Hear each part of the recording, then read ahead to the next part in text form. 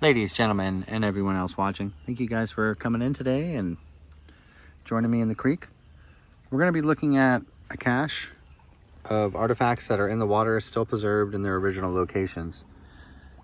This is going to be a little bit tough to show on camera, but what we're looking at underneath here are bird effigies and things that are still placed in an original orientation where they kind of all fit each other.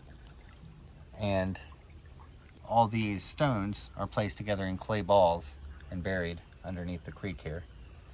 And whenever we pull them out, they still have the clay markings and things on them. So we're going to go ahead and start with this piece here and take a look at it. So oftentimes we see these large bird heads depicted. And these are fresh from where they were laid. So we'll be able to see these images of human characters and also bird heads all over these stones. You can see how, if you see the round eye right here and how the beak is done, whenever I tilt it, you can see how the crest is coming up. You see the lines in the stone for the crest. We're going to look for painted on images as well on this.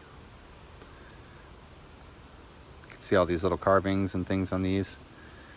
Let's go ahead and take a look at some more. Each one of these takes quite a while to interpret and really get the hang of, so I don't want to just throw it down, even though it takes just a little while to figure out.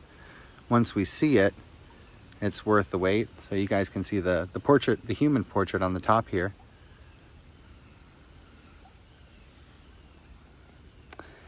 Let's go ahead and take just a quick look at a few other ones that are on top. Here we have another part of that effigy set. Almost made of a pottery. This was just a fired clay object or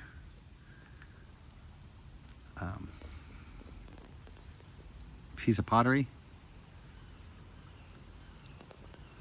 You can see this diamond shape in here, these tile-like stones.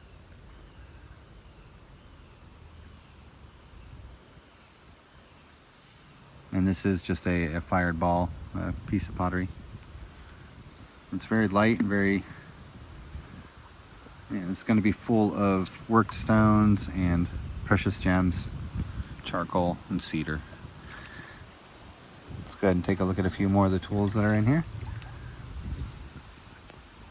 This is the classic wide-tailed bird. You can see how the recessed beak on the left-hand side. The little spot in there for the eye, the diamond head, and the big wide tail coming out. Just a little bird here embossed onto the stone. And on this side it'll be the full duck head, so you guys can see the round head and the beak there of just a duck head representation. And more than likely to the left over here as well, you can see the carvings for the eye. Of course, human images as well, but go ahead and take a look at our other ones here.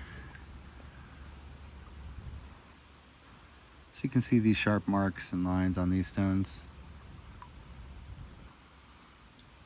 resembling birds in certain ways and humans in others.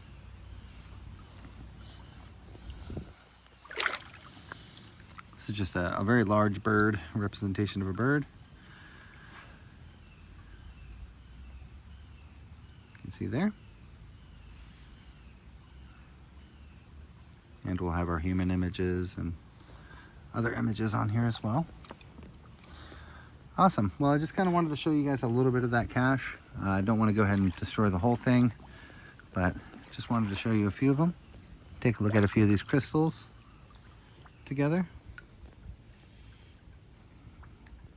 Look at some of these gateway examples, or what they're called.